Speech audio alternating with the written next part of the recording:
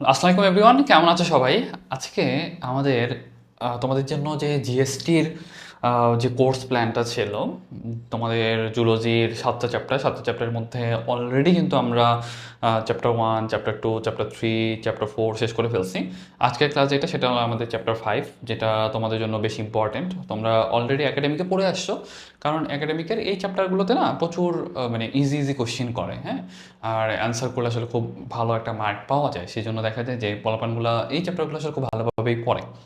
আর যারা একান্ত পড়ো নাই তাদের ক্ষেত্রে আসলে বলতে গেলে ব্যাড লাক, তোমরা বলতে গেলে সময়টা এক কাজে লাগাও নাই হয়তো বা, কিন্তু অবাক হওয়ার বা চিন্তিত হওয়ার কিছু নাই। আলটিমেটলি তোমাদের যে এই চ্যাপ্টারটা যেটা সেটা একাডেমিকের জন্য একটু বড়, বাট অ্যাডমিশনের জন্য আমাদের কিছু বেসিক জিনিস আছে, জিস্ট জিনিস আছে, যেগুলো পড়লে আমরা মোটামুটি এইটুকু অন্তত বলতে পারি এর বাইরে আসলে কোশ্চেনগুলো হয় না সাধারণত। ওকে, সাধারণত চ্যাপ্টার 5 আমাদের মানে শ্বসন তন্ত্র নিয়ে আমরা মেইনলি আলোচনাটা করি এখানে। আমাদের শরীরতত্ত্ব মানে আমাদের চ্যাপ্টার 3 থেকে চ্যাপ্টার 10 পর্যন্ত এই যে চ্যাপ্টারগুলো দেখলে সেগুলো কিন্তু আমাদের শরীরতত্ত্বের আন্ডারেই পড়ে, হ্যাঁ। তার মধ্যে তোমার হলো চ্যাপ্টার 4 রক্ত চ্যাপ্টারটা ছিল, তারপর চ্যাপ্টার 3 তুমি কীভাবে খাবার পরিপাক করো সেই যে একটা চ্যাপ্টার ছিল, চ্যাপ্টার 5 দেখতেছো যে সেখানে তুমি কী নিয়ে আলোচনা করবা, কীভাবে শ্বসন প্রক্রিয়াগুলো সম্পন্ন হচ্ছে সেগুলো নিয়ে আলোচনা করবা। সেই জন্য আমরা এই চ্যাপ্টারটাকে আজকে আমরা খুব ইজিলি যত অল্প সময়ে পারা যায় আমরা তত অল্প সময়ে পুরো চ্যাপ্টারটাকে কভার করে ফেলবো, কারণ আসলে আমাদের জিএসটির জন্য খুব একটা সময় আমরা এদিকে দিতে পারি না। কারণ ব্যাপারটা হচ্ছে যে আমাদের ম্যাথ করতে হয়, ফিজিক্স করতে হয়, বায়োলজির পাশাপাশি কেমিস্ট্রি আছে। এখন ওদিকে যখন অনেক বড় একটা সময় চলে যায়, আবার এখানে এসে যখন আমাদের 2-3 ঘন্টা ক্লাস করতে হয় এবং মুখস্থ বিদ্যার মতো ক্লাস, তখন কিন্তু আমাদের জন্য পুরোটাই অনেক টাফ হয়ে যায়, তাই না? সেই জন্য আমরা ইনশিওর করার চেষ্টা করবো যাতে তোমাদের জন্য পুরোটাই ইজি হয়, যতটুকু লাগবে ততটুকুই পড়বো, অ্যান্ড তোমরা যেন এখানে 25 মার্কের মাঝে 25 মার্ক অ্যাটেন্ড করতে পারো, অ্যান্ড তুমি যেন এখান থেকে ভালো একটা মার্ক ক্যারি করতে পারো। ওকে, চলো আমরা পড়াশোনায় চলে যাই। আমাদের শরীর তত্ত্ব, শরীর তত্ত্ব আমাদের প্রত্যেকটা চ্যাপ্টারে যখনই শুরু করবা প্রত্যেকটা ইংলিশ টার্মগুলো অবশ্যই আগে পড়ে নিবা, বুঝছো? ইংলিশ টার্মগুলো যদি একটু আগে পড়ে নাও তাহলে তোমার জন্য ইজি হবে। ইংলিশ টার্মটা কি এখানে? ব্যাপারটা হচ্ছে আমাদের শরীর তত্ত্ব নিয়ে কথা বলা হচ্ছে, সেখানে ইংলিশ টার্মটা কি বলো তো? সেখানে ইংলিশ টার্মটা হলো রেসপিরেশন ঠিক আছে? দেখো, রেসপিরেশন অর ব্রিদিং ইংলিশ টার্মটা একটু জানা থাকলে ইজি হয় পুরো ব্যাপারটা, কারণ মেডিকেল সায়েন্সের একটা চ্যাপ্টার তো বলতে গেলে। তোমরা এই যে চ্যাপ্টারে যেটা পড়ো সেটা আমরা ফার্স্ট ইয়ারে যখন আমরা অ্যানাটমি পড়ি, অ্যানাটমিতে লাগে, ফিজিওলজিতে লাগে, বায়োকেমিস্ট্রিতে লাগে। এই যে আমরা হলো ফাইনাল ইয়ারে আমি পড়তেছি এখন, ফাইনাল ইয়ারে আমাদের মেডিসিনে আছে, সার্জারিতে আছে, গাইনিতে একটু কম লাগে, বাট আবার ওই যে আমাদের যখন হলো ফোর্থ ইয়ারে ছিলাম প্যাথোলজিতে লাগতো। তারপর মোটামুটি মাইক্রোবায়োলজি, মানে মূল কথা মানে এগুলো তো আসলে আমাদের ভাইটাল সিস্টেম, এগুলোর বাইরে পড়াশোনার আসলে সুযোগ নাই, মানে এগুলো তোমাকে পড়তেই হবে। এগুলো না পড়ে তুমি বের হয়ে যাবা বা না পড়ে তুমি পাশ করে যাবে, এটা আসলে খুবই খুবই মানে আনসার্টেন, তাই না?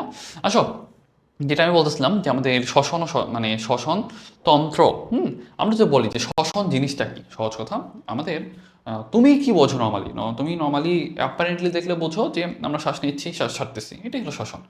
এটা হইলো আমাদের শ্বসনের একটা পার্ট। আমরা যদি বলি শ্বসনকে আমরা দুইটা ভাগে ভাগ করতে পারি, একটা অন্তঃশ্বসন আর এটা কি বহিঃশ্বসন, একটা অন্তঃশ্বসন আর এটা কি বহিঃশ্বসন। তাহলে এই যে তোমার দুইটা ভাগে ভাগ করতে পারলে বা দুইটা টাইপে ভাগ করতে পারলে, এটা তোমাকে একটু খেয়াল রাখতে হবে। এখন এই যে আমরা যে নিঃশ্বাস নেই, নিঃশ্বাস ছাড়ি, নিঃশ্বাস নেই, নিঃশ্বাস ছাড়ি, এই পুরো প্রসেসটা কি বলতো? এই পুরো প্রসেসটা কিন্তু আসলে একটা বহিঃশ্বসন প্রক্রিয়া। কি প্রক্রিয়া? বহিঃশ্বসন প্রক্রিয়া। আর অন্তঃশ্বসন জিনিসটা কি? অন্তঃশ্বসন জিনিসটা হইলো যে তুমি মনে করো সাপোজ তুমি হলো অক্সিজেনটা নিলা, সেটা রক্ত দিয়ে তোমার কোষ লেভেলে পৌঁছায় গেল, কোথায় গেল? কোষ পর্যন্ত পৌঁছায় গেল। কোষ সেই অক্সিজেনটাকে কাজে লাগায়, সে নিজে একটা শক্তি উৎপন্ন করবে, কার্বন ডাইঅক্সাইড ছেড়ে দিবে। এই যে কোষের ভিতরে যে পুরো প্রসেসটা হচ্ছে সেটা হলো তোমার অন্তঃশ্বসন। ওকে, শ্বসন মানে আমরা যেটা নর্মালি বুঝি যে শ্বাস নিচ্ছি ছাড়তেছি, বাট এরকম না, আমাদের কিন্তু কোষ লেভেলেও শ্বসনের একটা ধাপ আছে, যেটাকে আমি বলতেছি অন্তঃশ্বসন। আর যেটা বাইরে হয় বা আমরা শ্বাস নিচ্ছি ছাড়তেছি সেটা কি? বহিঃশ্বসন। ওকে, তাহলে এখন আসলে আমরা একটু সামনের দিকে যাই। দেখো, আমি যদি বলি শ্বসন প্রক্রিয়ায় উপজাতটা কি, দেখো তো। উপজাত হিসেবে তৈরি হয় কার্বন ডাইঅক্সাইড এবং পানি। কেন বলো তো? কারণ দেখবা তোমার কোষ যখন একটা অক্সিজেন নিচ্ছে, অক্সিজেন নেওয়ার পর সে কিন্তু শক্তি উৎপন্ন করতেছে, তাই না? ওই কথাই বলা আছে, দেখো, তাপ ও গতিশক্তি রূপে মানে তোমার স্থিতিশক্তিটাকে রূপান্তরিত করে। আর এক্সট্রা কি উৎপন্ন হয়? পানি উৎপন্ন হয় আর কার্বন ডাইঅক্সাইড উৎপন্ন হয়। ওকে, তাহলে জিনিসটা একটু খেয়াল রাখতে হবে। এখন সামনে চলে আসো, এখান থেকে আরেকটা জিনিস আমাদের জানা দরকার, মানুষের শ্বসনতন্ত্র। মানুষের শ্বসনতন্ত্র, ওকে। মানুষের শ্বসনতন্ত্রের মধ্যে এই যে পুরো যখন মানে আমি তোমাদের সবসময় বলি একটা জিনিস, যখনই তুমি হলো কোনো একটা চ্যাপ্টার নিয়ে কনফিউজ থাকবা যে আসলে আমি পড়াটা গুছাই নিয়ে আসতে পারতেছি না, তুমি এরকম ফ্লো চার্টের মানে আশ্রয় নিবা। ফ্লো চার্টগুলোতে দেখো সুন্দর করে এখানে গুছাই দেওয়া থাকে, বুঝছো? বায়ু গ্রহণ ও ত্যাগ অঞ্চল, তারপর দেখো বায়ু পরিবহন অঞ্চল, শ্বসন অঞ্চল, আমরা অনেকগুলো ভাগে ভাগ করতে পারি। হ্যাঁ, এখন বলতে পারবে ভাই এইটা আসলে কোনটা বলো তো? এইটা কিন্তু আসলে এই যে এই চিত্র যেটা দেখতেছো, এই চিত্রটাই কিন্তু তোমার ওখানে ফ্লো চার্ট আকারে সুন্দর করে দেওয়া আছে। হ্যাঁ, এখন আমি যদি তোমাকে বলি, তুমি প্রথমে একটু চিন্তা করো, সামনে একবার সামনে আমাদের কি আছে বলতো? নাকের ছিদ্র আছে, তাই না? এই যে দেখতেছি যে ফুটা ফুটা, এই যে দুইটা ফুটা আছে, এগুলো কি নাসা রন্ধ্র, তাই না? নাসা রন্ধ্র। তাহলে দেখো, এই যে প্রথমে আমরা কি পাচ্ছি, এই যে এখানে তোমার হলো নাসা রন্ধ্র আছে, তারপরে এই যে এটা হলো তোমার নাসা গহ্বর আছে, আর একটু সামনের দিকে আগায় গেলে এই যে এই পার্টটা যেটা, সেটা হলো নাসা গলবিল। হ্যাঁ, তারপরে এই যে তোমার এই দিক থেকে তোমার হলো, এই যে এই দিক থেকে যেটা শুরু হচ্ছে নিচের দিকে নেমে যাচ্ছে, এটা হলো তোমার ট্রাকিয়া, তাই না? ট্রাকিয়া বা শ্বাসনালী। তাহলে এই যে কয়েকটা জিনিস, এগুলো একটু মনে রাখতে হবে। তার আগে আমরা হলো ওই মানে ফ্লো চার্টটা সেটা একটু দেখে আসি। দেখো, আমাদের বায়ু গ্রহণ ও ত্যাগ অঞ্চল, তার মানে কি এখান থেকে নিবে ছাড়বে, নিবে ছাড়বে, এই পার্টটুকু অন্তর্ভুক্ত কি আছে? এইটুকুর অন্তর্ভুক্ত আছে সম্মুখ নাসারন্ধ্র। তার মানে এই যে দেখো নাকের ফুটা, নাকের ফুটা ছাড়া কি তোমার ঢুকতে পারবে বাতাস, বেরোতে পারবে? পারবে না তো। মানে এই যে নাকের ফুটা দিয়ে ঢুকতেছে, এটা কিন্তু তোমার সম্মুখ নাসারন্ধ্র। তারপর দেখো নাসা গহ্বর, নাসা গহ্বর, তার মানে যে নাসারন্ধ্রের পরে যে পার্টটা যেটা, সেটা কিন্তু নাসা গহ্বর, সেটা কি নাসা গহ্বর। তারপরে যেটা, সেটা হলো পশ্চাৎ নাসারন্ধ্র, সেটা কি পশ্চাৎ নাসারন্ধ্র, পশ্চাৎ নাসারন্ধ্র। পশ্চাৎ নাসারন্ধ্র কি? এই যে দেখো, এটা তো হলো সম্মুখ নাসারন্ধ্র, এইটা পিছনের দিকে যেখানে গিয়ে খুলছে সেটা হলো তোমার পশ্চাৎ নাসারন্ধ্র। পশ্চাৎ নাসারন্ধ্রের পরেই শুরু হয় নাসা গলবিল। পশ্চাৎ নাসারন্ধ্রের পরে কি শুরু হয়? নাসা গলবিল। আর নাসা গলবিলের পরে কি আছে? ষড়যন্ত্র। তো আমরা একটু চিত্র থেকে দেখে আসি, চিত্র থেকে দেখলে তুমি বুঝতে পারবা। দেখো, এই যে তোমার একটু শুরু হচ্ছে, এই শুরু হচ্ছে যেটা, সেটা সম্মুখ নাসারন্ধ্র। তারপর হলো তোমার এখানে তোমার যে পিছনের দিকে, এই যেখানে পিছনের দিকে থাকে তোমার হলো পশ্চাৎ নাসারন্ধ্র। পশ্চাৎ নাসারন্ধ্রের পরে থাকে তোমার হলো নাসা গলবিল। নাসা গলবিলের পরে থাকে তোমার ষড়যন্ত্র। ষড়যন্ত্রের পরে শুরু হয় কি? ট্রাকিয়া। ওকে, তাহলে এই যে কয়েকটা পেপার, হ্যাঁ, এই জিনিসগুলো একটু মনে রাখতে হবে। প্রথমটা হলো তোমার কি? প্রথমটা হচ্ছে তোমার হলো সম্মুখ নাসারন্ধ্র, তারপর কি নাসা গহ্বর, তারপর কি পশ্চাৎ নাসারন্ধ্র, তারপর কি? তারপর নাসা গলবিল। কেন গলায় চলে গেছে? নাসা গলবিল, নাকের সাথে গলার যে কানেকশন যেটা, সেটা কি? নাসা গলবিল। নাসা গলবিলের পর কি? ষড়যন্ত্র। ষড়যন্ত্রের পর কি? ট্রাকিয়া। ঠিক আছে, তাহলে দেখো ওই কথাগুলো বলা হচ্ছে। এখন দেখো, আমি যদি বলি যে ভাইয়া বায়ু পরিবহন অঞ্চল, তার মানে এটা কিন্তু আমাদের বায়ু গ্রহণ ও ত্যাগ অঞ্চলে গেছে। এখন সে আমাদের বায়ু পরিবহন অঞ্চল। বায়ু পরিবহন অঞ্চল মানে কি? যেটা পরিবহন করবে, মানে ছাড়া নেওয়ার ব্যাপারটা না। মনে করো সাপোজ এই পর্যন্ত দিয়ে আসছো, মনে করো সাপোজ তুমি হলো বাস স্ট্যান্ড পর্যন্ত গেছো, বাস স্ট্যান্ড থেকে একটা পরিবহন এসে, মানে একটা বাস পরিবহন এসে তোমাকে নিয়ে যাচ্ছে, নিয়ে আসতেছে, ব্যাপারটা হচ্ছে এরকম। ওকে, দেখো, বায়ু পরিবহন অঞ্চল যেটা, বায়ু পরিবহন অঞ্চলে দেখো ট্রাকিয়া, ব্রঙ্কাই, প্রান্তীয় ব্রঙ্কিয়ল। ওকে, ট্রাকিয়া, ব্রঙ্কাই, প্রান্তীয় ব্রঙ্কিয়ল। তো এই জিনিসটা একটু ভালোভাবে মনে রাখতে হবে। আমি যদি বলি যে ভাইয়া এখানে আমাদের কি কি আছে, মানে বায়ু পরিবহন অঞ্চলের আন্ডারে কি কি আছে, দেখো ষড়যন্ত্র পর্যন্ত শেষ হয়েছে। তারপরে যেটা, ষড়যন্ত্রটাকে মনে রাখবে কি জানো? ষড়যন্ত্র যদি মনে রাখতে পারো, অনেকটা বাস স্ট্যান্ডের মতো। বাস স্ট্যান্ড শেষ, মানে তুই বাস স্ট্যান্ডে পৌঁছাইছো, বাস স্ট্যান্ড থেকে তোমার একটা বাস নিয়ে যাবে, তাই না? তাহলে দেখো, আমি কোথায় আসলাম? মানে আমাদের হলো ষড়যন্ত্রে আসলাম। ষড়যন্ত্র পরে হলো কে আসবে? ট্রাকিয়া আসবে। ট্রাকিয়া থেকে কোথায় পর্যন্ত নিয়ে যাবে বলতো? ট্রাকিয়া থেকে আমাদের ফুসফুস পর্যন্ত নিয়ে যাবে। ফুসফুসটা হলো আমাদের বাসা, বাসার গেট পর্যন্ত নিয়ে যাবে। বাসার গেট পর্যন্ত কি কি আছে? বাসার গেট পর্যন্ত আছে ট্রাকিয়া, ব্রঙ্কাই আর প্রান্তীয় ব্রঙ্কিয়ল। ওকে, প্রান্তীয় ব্রঙ্কিয়ল পর্যন্ত কিন্তু আমাদের বাসার গেট। আর বাসার গেটের পরেই যেটা, বাসার গেটের পরেই হলো তোমার শ্মশান ব্রঙ্কিয়ল। তার মানে আমি যদি বলি যে ভাইয়া বাসার গেটের পরে কি পাবো, তাহলে বলবা শ্মশান ব্রঙ্কিয়ল পাবো। মানে প্রান্তীয় ব্রঙ্কিয়লের পরে কি পাবো? শ্মশান ব্রঙ্কিয়ল পাবো। যদি আমি এটির চিত্রে আরেকটু কভার করার চেষ্টা করবো, তোমার জন্য ইজি হয়ে যাবে তখন। সেজন্য আপাতত জাস্ট একটু শোনো। তার মানে তুমি হলো ব্রঙ্কিয়ল লেভেলে চলে গেলাম। এখন বলতে পারো ভাইয়া ব্রঙ্কাস কি, ব্রঙ্কিয়ল কি, এইটার হাতে মাথায় তো চিনি না, এটাই তো জানি না, তাই না? সেই জন্য আমরা একটু চিত্রটা দেখে আসি। আর একটু সামনের দিকে আসো। এই যে এখান থেকে আমাদের এইখানে চলে আসো। দেখতেছো, এই যে আমরা কিন্তু অলরেডি এই পর্যন্ত যেটা পড়ছি, এটা কিন্তু আমাদের ষড়যন্ত্র। তার মানে এটার উপরে কিন্তু বায়ু গ্রহণাতে এক অঞ্চল ছিল, তাই না? তাহলে এইখান থেকে কি শুরু হচ্ছে? এখানে কিন্তু আমাদের পরিবহন অঞ্চল শুরু হচ্ছে। কোন পর্যন্ত পরিবহন অঞ্চল? প্রান্তীয় ব্রঙ্কিয়ল পর্যন্ত কিন্তু আমাদের পরিবহন অঞ্চল। ওকে, কোন পর্যন্ত পরিবহন অঞ্চল? প্রান্তীয় ব্রঙ্কিয়ল পর্যন্ত কিন্তু আমাদের পরিবহন অঞ্চল। তাহলে দেখো, এই যে আমাদের ট্রাকিয়াগুলো দেখতেছো না, এই যেগুলো কিন্তু আমাদের ট্রাকিয়ার হলো কার্টিলেজ, ট্রাকিয়ার রিংগুলো। ওকে, এরকম কিন্তু অনেকগুলো রিং থাকে, বুঝছো? তারপর দেখো, এই যে ট্রাকিয়াটা এক জায়গায় এসে ভাগ হয়ে গেল, তাই না? এই যে ভাগ হয়ে গেল, মানে ট্রাকিয়াটা যে ভাগ হইলো, ট্রাকিয়াটা ভাগ হইলো, প্রথম ভাগ যেটা, সেটাকে আমরা কি বলতেছি জানো? সেটাকে আমরা বলতেছি ব্রঙ্কাস। কি বলতেছি? ব্রঙ্কাস। কি বলতেছি? ব্রঙ্কাস। দেখো তো, এই পর্যন্ত ভাগ হলো, তাই না? এই পর্যন্ত ভাগ হয়েছে। তারপরে গিয়ে কিন্তু আবার ভাগ হয়েছে, দেখছো? দেখো, এটা কিন্তু আমাদের ডান খণ্ড। এটা কি? এটা কিন্তু আমাদের ডান ফুসফুস। আর এটা কি আমাদের? এটা হলো বাম ফুসফুস। কেন বাম ফুসফুস? কারণ আমরা জানি চিত্র আঁকার সময় আমাদের হাতের ডান পাশ যেটা সেটা কিন্তু আমাদের বাম পাশ মিন করে, আর এটা কিন্তু আমাদের চিত্রের মানে হাতের বাম পাশ এটা কিন্তু ডান পাশ মিন করে। আমাদের ডান ফুসফুসে লোব কয়টা জানো? ডান ফুসফুসে লোব হলো আমাদের তিনটা। কয়টা লোব? তিনটা লোব। বাম ফুসফুসে লোব কয়টা? বাম ফুসফুসে লোব হলো দুইটা। সেই জন্য দেখবা এখানে কিন্তু আমাদের দুইটা লোবে ভাগ হয়েছে। দেখো এই যে একটা লোব, এই যে একটা তোমার লোবে ভাগ হইলো, এই যে আরেকটা তোমার লোবে ভাগ হইলো। ওকে, আর এই যে দেখো ডান পাশে কিন্তু আমাদের তিনটা ভাগ হয়েছে। ওকে, তিনটা ভাগ হয়েছে। সহজ কথা আমি যদি বলি তোমাকে যে আমাদের ডান ফুসফুসে লোব কয়টা, তাহলে বলবা ডান ফুসফুসে লোব হইলো আমাদের তিনটা, আর বাম ফুসফুসে লোব কয়টা, তাহলে বলবা দুইটা। আবার লোবগুলো না আরো লোবিউলে ভাগ হয়, বুঝছো? তার মানে ডান ফুসফুসে টোটাল লোবিউল কয়টা? ডান ফুসফুসে টোটাল লোবিউল হলো 10টা। ডান ফুসফুসের টোটাল লোবিউল কয়টা? 10টা। আর বাম ফুসফুসের টোটাল লোবিউল কয়টা?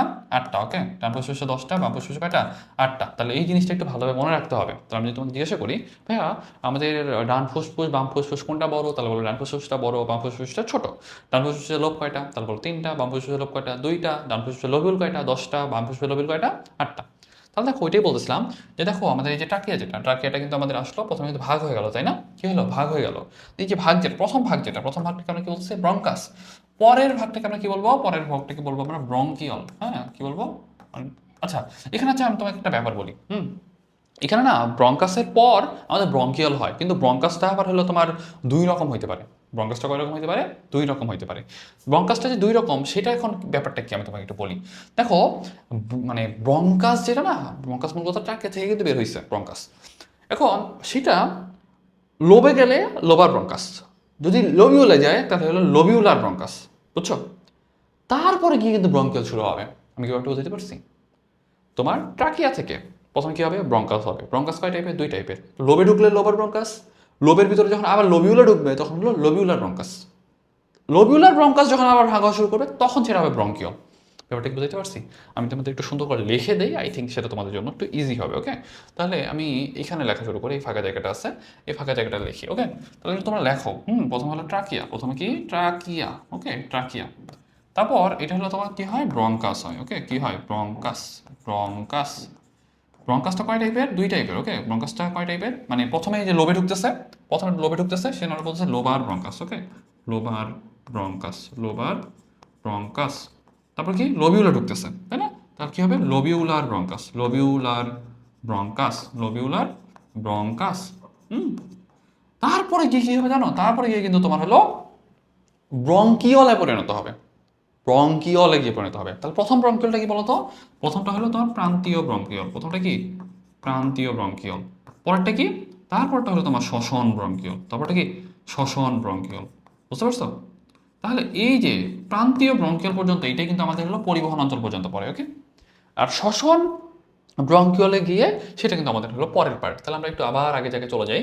আগে জায়গায় গেলে তুমি আবার পুরোটা বুঝতে পারবে। ওকে, তাহলে আমি যে এই পুরো ব্যাপারটা বললাম, হ্যাঁ, এইটুকু কি অন্তত বুঝতে পারছো? আই থিঙ্ক এটা বুঝতে পারা উচিত। দেখো যে আমাদের প্রান্তীয় ব্রঙ্কিওল, যেটা প্রান্তীয় ব্রঙ্কিওল পর্যন্ত কিন্তু আমাদের বায়ু পরিবহন অঞ্চল। আর শ্বসন অঞ্চল মানে যখন তুমি হলো শ্বসন ব্রঙ্কিওল চলে গেছো, শ্বসন ব্রঙ্কিওল থেকে কিন্তু আমাদের শ্বসন অঞ্চল শুরু হয়ে গেছে। তো শ্বসন অঞ্চল আমাদের কী কী থাকবে বলো তো? অ্যালভিওলার নালী থাকবে, অ্যাট্রিয়াম থাকবে, অ্যালভিওলাস থাকবে, অ্যালভিওলার থলি থাকবে। এগুলো আসলে নামগুলো একবার যদি মুখস্থ করতে পারো তাহলে তো ভালোই, আর যদি মনে রাখতে না পারো তাহলে তুমি যদি অন্তত চিনতে পারো, যে বলতে পারো ভাই এটা শ্বসন অঞ্চলের আন্ডারে ছিল, এটা আমার এইটার আন্ডারে ছিল। দেখো তো, এই যে দেখো আমি যেটা বলছিলাম যে আমাদের ব্রঙ্কাস কিন্তু দুই টাইপের। হ্যাঁ, একটা হলো প্রাইমারি ব্রঙ্কাস, আর এটা হলো সেকেন্ডারি ব্রঙ্কাস। প্রাইমারি ব্রঙ্কাস এটা নাম হলো লোবার ব্রঙ্কাস। কি বলে? Lobar bronchus. ওকে, আর সেকেন্ডারি ব্রঙ্কাস যেটা, সেটা নাম কি হলো? সেটা হলো তোমার লোবিউলার ব্রঙ্কাস। কি? লোবিউলার ব্রঙ্কাস। ওকে, লোবিউলার ব্রঙ্কাস, লোবিউলার ব্রঙ্কাস। আর এরপর যেটা ভাগ হয়েছে সেটা কি বলতো? সেটা তোমার হলো ব্রঙ্কিয়ল। প্রাইমারি ব্রঙ্কিয়ল মানে তোমার হলো প্রান্তীয় ব্রঙ্কিয়ল, তারপরে কি? শ্বসন ব্রঙ্কিয়ল। দেখো এই শ্বসন ব্রঙ্কিয়ল, এই শ্বসন ব্রঙ্কিয়লের পর থেকে কিন্তু আলটিমেটলি আমাদের শ্বসন অঞ্চলটা শুরু হয়েছে। দেখো শ্বসন ব্রঙ্কিয়লের পরে আমরা কিন্তু হলো অ্যাট্রিয়াম পাবো, অ্যালভিওলাস পাবো, অ্যালভিওলার স্যাক পাবো। তারপর হলো এই যে দেখো এখানে সুন্দর করে দিয়ে দেওয়া আছে, দেখছো? দেখো ব্রঙ্কাস ব্রঙ্কিয়ল মানে হলো তোমার শ্বসন ব্রঙ্কিয়লের পরে অ্যালভিওলার নালী পাবা, তারপর পাবো তুমি অ্যাট্রিয়াম, তারপর পাবা অ্যালভিওলার থলি, তারপর পাবা অ্যালভিওলাস। তার মানে সহজ কথা, অ্যালভিওলার অ্যালভিওলার অ্যালভিওলার, হ্যাঁ, ভিতরে খালি শুধুমাত্র একটা অ্যাট্রিয়াম ঢুকাই দিচ্ছি, ঠিক আছে? তার মানে তুমি এই ফ্লোটা একটু মনে রাখার চেষ্টা করো। অ্যালভিওলার অ্যালভিওলার অ্যালভিওলার, এখানে নালী, থলি, পুরো অ্যালভিওলাস। তার মানে 2 নম্বরের জায়গায় তুমি অ্যাট্রিয়াম ঢুকাই দিবা, 2 নম্বরের জায়গায় অ্যাট্রিয়াম ঢুকাই দিবা। প্রথমে দাও নালী, তারপর দাও থলি, তারপর কি? অ্যালভিওলাস। কেন? প্রথমে তো আগে নালী দিয়ে যাবে, তারপর একটা জায়গায় জমা হবে, তাই না? তার মানে কি? নালী, থলি, তারপরে কি? অ্যালভিওলাস। শেষ। তো আই থিঙ্ক এগুলো মনে রাখা না খুব একটা কঠিন কিছু না, যদি তুমি হলো মনে রাখার ট্রিক্স জানো অ্যান্ড তুমি যদি একটু বুঝতে পারো। ওকে, তাহলে আই থিঙ্ক এই জায়গাটা তোমরা অন্তত ক্লিয়ার করতে পারছো। তাহলে আমরা আগে জায়গায় চলে যাই। তাহলে দেখো তো কী কী জিনিস বললাম, অ্যালভিওলার নালী, অ্যাট্রিয়াম, অ্যালভিওলাসের থলি, আর এটা কি অ্যালভিওলাস। তাহলে এগুলো কিন্তু আমাদের কিসের আন্ডারে পড়ে, এগুলো কিন্তু আমাদের শ্বসন অঞ্চলের আন্ডারে পড়ে। ওকে, তাহলে এই কয়েকটা জিনিস তোমাদের ভালোভাবে মনে রাখতে হবে। তাহলে আমি যদি তোমাকে বলি যে ভাইয়া আমাদের জন্য কোনটা কোনটা বেশি ইম্পর্টেন্ট, তাহলে বলবো বায়ুগ্রহণ অঞ্চল, মানে ত্যাগ অঞ্চল অন্তর্ভুক্ত কী, বায়ু পরিবহন অঞ্চল অন্তর্ভুক্ত কী, বা শ্বসন অঞ্চল অন্তর্ভুক্ত কী। দেখো এই যে এতক্ষণ মানে আমরা বইয়ের প্রথম পেজেই মোটামুটি হলো 15-20 মিনিট করে ফেলছি, 10-15 মিনিট করে ফেলছি। তার মানে ব্যাপারটা হলো একটা ইম্পর্টেন্ট দেখে কিন্তু তোমাদের পড়া হয়েছে বা পড়ানো হইতেছে, কারণ এটা কিন্তু পরবর্তী দিকে আমাদের পুরো প্রসেসটা অনেক ইজি করে ফেলবে। ওকে, এখন আমরা একটু সামনের দিকে আগায় যাই। দেখো ওই কথাগুলোই বলছে। এখন এই যে এখন আমাদের পুরো জিনিসগুলার একটু জাস্ট ডিটেইলগুলো শুরু হয়েছে। দেখো সম্মুখ নাসারন্ধ্র, মানে এই যে সামনের দিকে যে ফুটা যেটা, সেটা হলো আমাদের সম্মুখ নাসারন্ধ্র। দুইটা ফুটার মাঝখানে একটা তোমার হলো পর্দা থাকে, সেটা বলা হয় নেজাল সেপ্টাম। ঠিক আছে, কি বলা হয়, নেজাল সেপ্টাম। তারপরে কি পাবা, তারপরে পাবা হলো তোমার নাসা গহ্বর। গহ্বর মানে কি, ক্যাভিটি, তার মানে নেজাল ক্যাভিটি। নেজাল মানে নাক। এখানে কি থাকে, অলফ্যাক্টরি কোষ থাকে, যেটা আমাদের ঘ্রাণ নিতে হেল্প করে। কি করে, ঘ্রাণ নিতে হেল্প করে। পাশাপাশি কিছু সিলিয়া মিউকাস কোষ থাকে, যেগুলো আমাদের মোটামুটি হেল্প করে। অলফ্যাক্টরি কোষ যেটা, সেটা আমাদের ঘ্রাণ উদ্দীপনা গ্রহণে বা পেতে হেল্প করে। ওকে, পশ্চাৎ নাসারন্ধ্র যেটা, সেটা আরেকটা নাম কি, কোয়ানা। পশ্চাৎ নাসারন্ধ্র একটা নাম কি বলতো, কোয়ানা।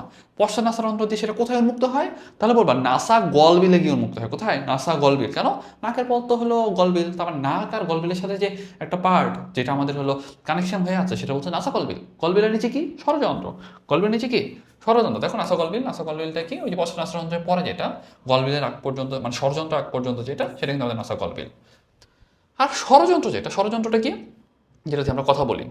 কয়টা আমাদের মানে তরুণাস্থি আছে, টোটাল আছে 6টা তরুণাস্থি, বাট 3টা আছে আমাদের হলো বিজোড়, আর 3টা আছে জোড় তরুণাস্থি। ওকে, তাহলে বেজোড় তরুণাস্থিগুলোর নাম কি, thyroid, cricoid, epiglottis. Thyroid, cricoid, epiglottis. হ্যাঁ, থাইরয়েড, ক্রিকয়েড, এপিগ্লটিস, এটা মনে রাখতে হলো ইয়ে দিয়ে, হ্যাঁ, ট্যাগ দিয়ে, ট্যাগ ট্যাগ। ওকে, ট্যাগ। দেখো টিতে থাইরয়েড, হ্যাঁ, এতে হলো এপিগ্লটিস বা ই দিয়ে লেখে এপিগ্লটিসটা আসলে, আর হলো সি যেটা, সেটা তুমি হলো ক্রিকয়েড। হ্যাঁ, এটা একটু মনে রাখবা। এখন দেখো জোর শিখলাম, জোরগুলো দেখলে সেগুলো একটু দেখো। তোমার হলো অ্যারেটিনয়েড, কর্নিকুলেট, আর এটা তোমার কিউনিফর্ম। ওকে, মানে অ্যারেটিনয়েড, কর্নিকুলেট, কিউনিফর্ম। যদি আসলে অনেক উল্টাপাল্টা বাঁচার সম্ভাবনা খুবই খুবই বেশি, বাট একটু একটু কষ্ট করে মনে রাখো। যদি মনে রাখতে একান্ত কষ্ট হয় তাহলে আর কিছু করার নাই, তবে এটা একটু মনে রাখতে হবে। থাইরয়েড তরুণাস্থি যেটা, সেটা আমাদের সবচেয়ে বড়। এটা কিন্তু আমাদের হলো সব মানে সামনের দিকে গিয়ে ফুটে ওঠে, বুঝছো। দেখবে যে এই যে দেখো আমাদের গলায়, হ্যাঁ, এই একটু গলায় যে ফুলে থাকে না ছেলেদের, সেটা বলতে হলো থাইরয়েড, মানে থাইরয়েড কার্টিলেজ যেটা, সেটাই। অ্যান্ড এটাকে বলা হয় কি জানো, অ্যাডামস আপেল। ওকে, তাহলে জিনিসটা মনে রাখবা। এই আপেল কিন্তু আবার খাওয়া যায় না, ঠিক আছে। এখন আসো ভোকাল কর্ডের মধ্যে আমাদের দুইটা ট্রু ভোকাল কর্ড থাকে আর দুইটা ফলস ভোকাল কর্ড থাকে। দুইটা ট্রু ভোকাল কর্ড থাকে, আরেকটা কি থাকে বলতো, ফলস ভোকাল কর্ড থাকে। তাহলে এই যে কয়েকটা জিনিস, এগুলো একটু ভালোভাবে মনে রাখবা, এইটুকু মনে রাখলে তোমার জন্য এনাফ।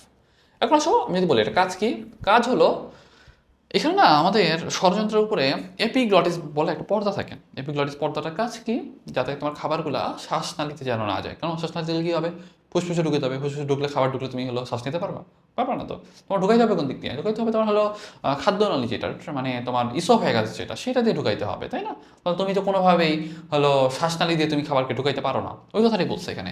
তাহলে দেখো এপিগ্লটিস আমাদের কী করে বলতো, এপিগ্লটিসটা খাদ্য গ্রহণের সময়, খাদ্য গলতকরণের সময় ষড়যন্ত্রের মুখটা বন্ধ করে দেয়। তাহলে এই জিনিসটা মনে রাখবা। এখন আসো শ্বাসনালী বা ট্রাকিয়া, শ্বাসনালী বা ট্রাকিয়া, শ্বাসনালী বা ট্রাকিয়া ব্যাপারটা দেখো। এটা ষড়যন্ত্রের পর থেকে পঞ্চম বক্ষদেশীয় কশলক পর্যন্ত, তার মানে T5 পর্যন্ত বিস্তৃত। কোন পর্যন্ত বিস্তৃত, T5 পর্যন্ত বিস্তৃত। কতটুকু দৈর্ঘ্য বলো, 10 থেকে 12 সেন্টিমিটার দৈর্ঘ্য। 15 থেকে 20টা তরুণাস্থি থাকে। কোন আকৃতির, সি আকৃতির তরুণাস্থি থাকে। কোন আকৃতির, সি আকৃতির তরুণাস্থি থাকে।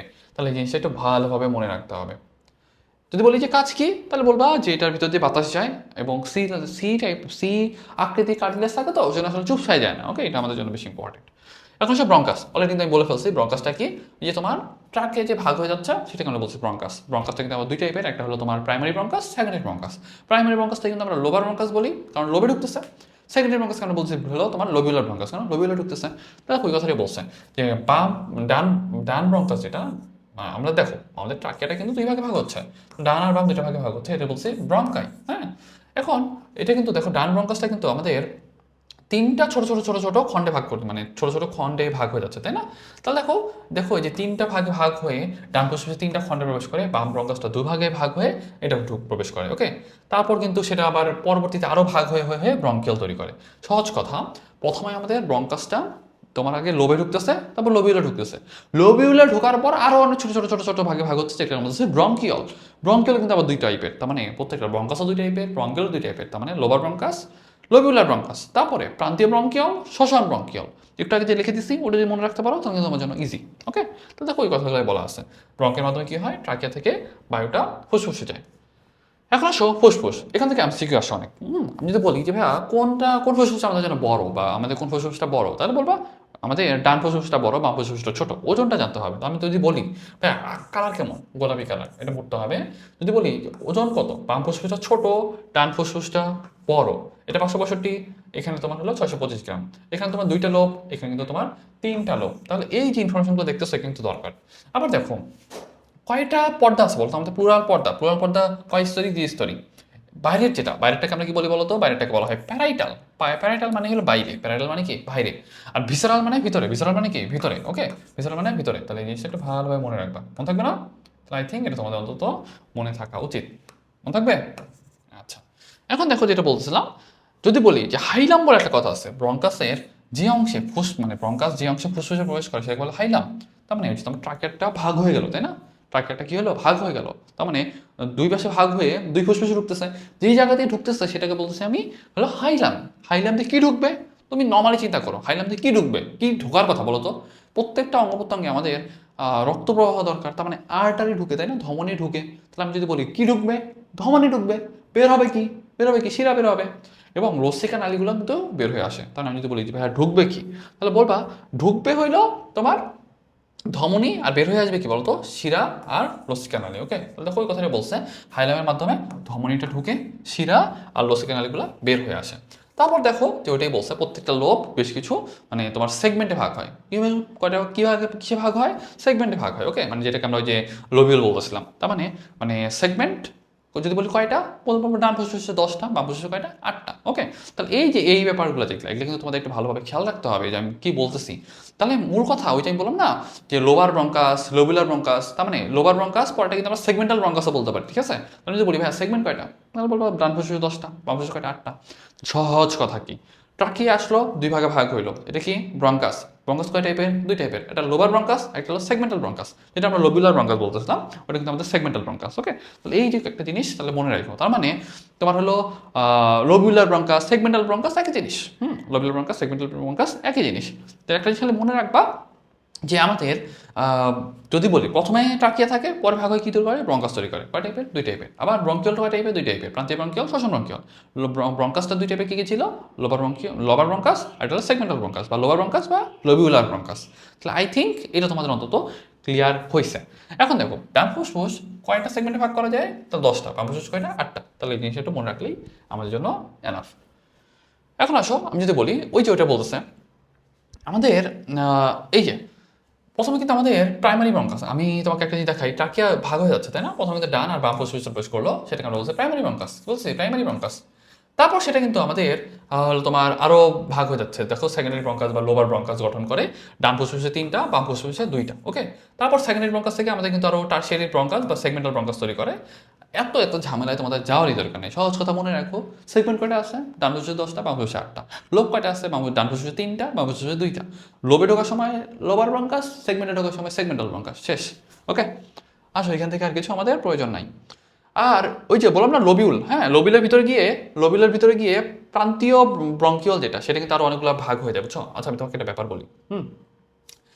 এখান থেকে এই যে আমাদের আরেকটা জিনিস একটু খেয়াল করার চেষ্টা করো, সেগমেন্টাল ব্রঙ্কাস বারবার বারবার বিভক্ত হয়ে যে সূক্ষ্ম নালী সৃষ্টি করে, সেগুলোকে আমরা হলো ব্রঙ্কিয়াল বলতেছি।